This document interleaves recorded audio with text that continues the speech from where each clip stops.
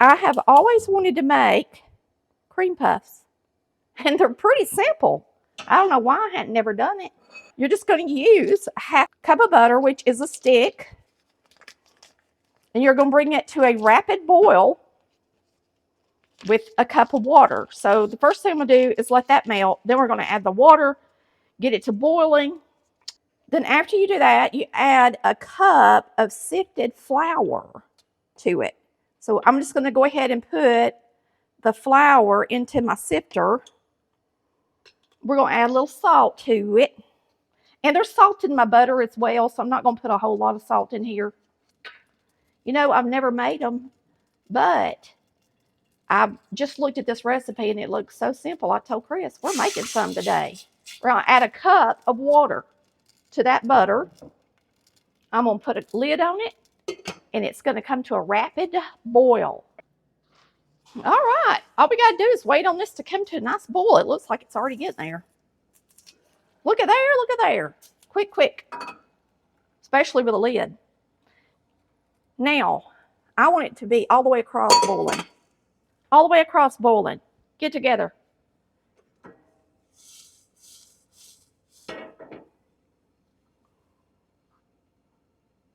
Okay. Looks pretty nice to me. Pretty nice to me. Here we go. Cup of plain flour with a little bit of salt. And now we're just going to stir it with this dough whisk.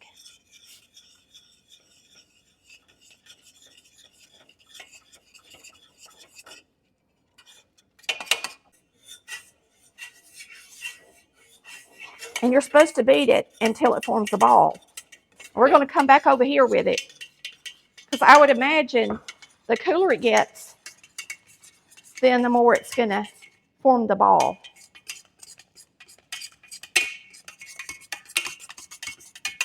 All right, I'm going to use a spoon. Spurtle.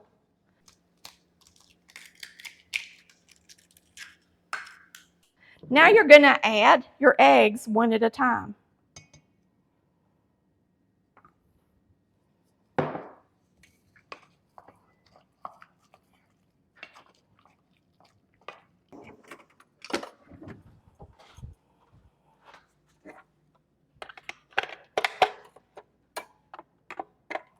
This is my first time. Y'all, I have lymphedema in my arm.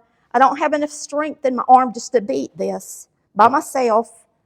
And I've tried using different utensils, and I'm just going to use a mixer and be done with it. You're going to add each egg until it starts getting sticky again. See how it turns sticky again?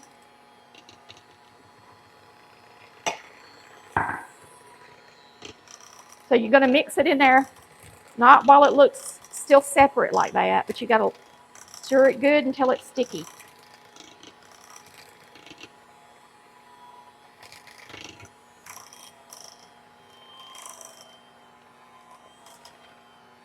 Just like that. That'll be good. That looks like bread dough.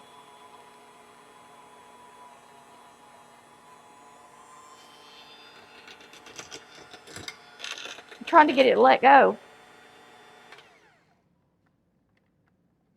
Perfect consistency now for dropping it. I'm going to spray this. It's a little 1/4 cup scoop. And you can use you're going to put these 2 inches apart on a cookie sheet. And you can use a piping bag if you want to. But I know everybody can scoop them out, and not everybody can pipe them. So this is how we're going to make them today. And then we're going to make some delicious cream to fill them with. It's a real pretty dough, and the consistency looks beautiful. So I think we did it right, y'all. Even if it did take a minute to figure it out. You know what? That's all right. When you get in the kitchen, sometimes it just takes a minute to figure stuff out. I'm borrowing a couple. This one's really little, but we'll just let him be a little one. Or I might could scrape out enough if I try hard enough. If I get me a little thing to make that one just a little bit bigger. Yeah.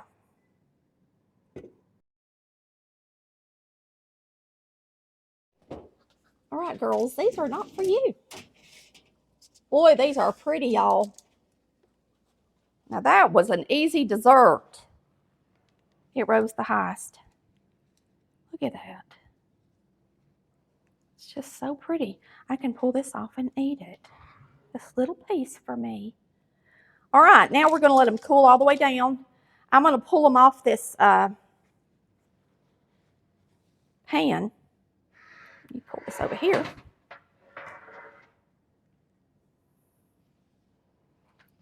And let them slide off onto the cooling rack. Okie dokie. This is easy. You use a cup of milk, 1 container of vanilla instant pudding, the small 3.4 ounce. You put your pudding in the cup of milk first and you mix that up. You do it at a low speed so we don't splatter everything.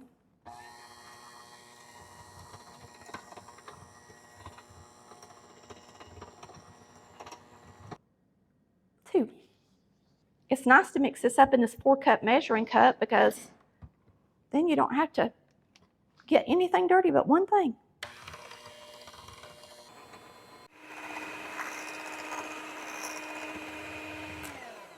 Now you don't want to over whip it, but you're going to check it. It's not quite at a stiff peak yet. You don't want to over whip it.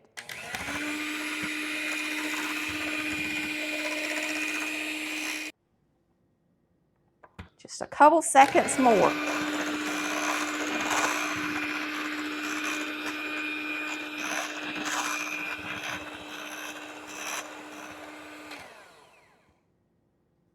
That's it. Very creamy and delicious for a cream puff. And Chris has decided he wants me to dip them in chocolate, like an eclair. Okay, we're going to heat up some chocolate wafers.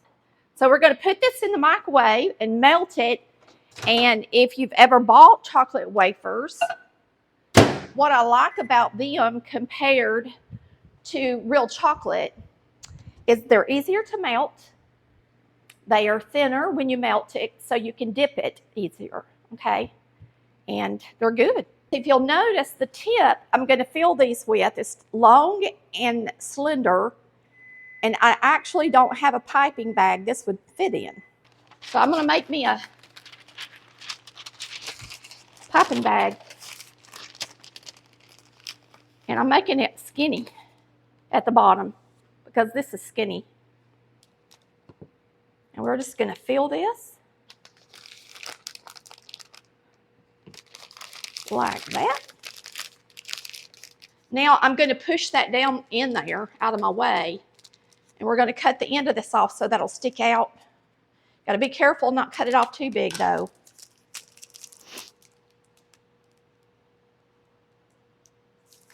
That looks good. Now what you're going to do is you're just going to take your cream puff and you're going to put your tip in it as far as you can and squeeze. You just kind of pull it out as it feels, okay? Just kind of pull it out so we don't squeeze it out the other side like I just did. Flip it upside down, dunk it, just like that. Dunk it, shake it, dunk it and shake it. We're going to see how this looks. I'm just going to try to open it and see what happens.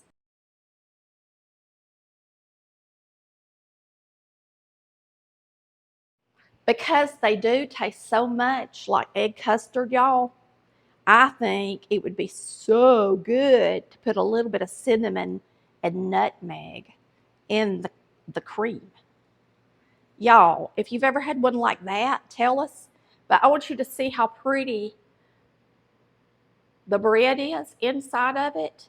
And the next time I might actually stuff some at the very end, mix in a little cinnamon and nutmeg in one. See you next time. That looks good, don't it? Let me get a bite.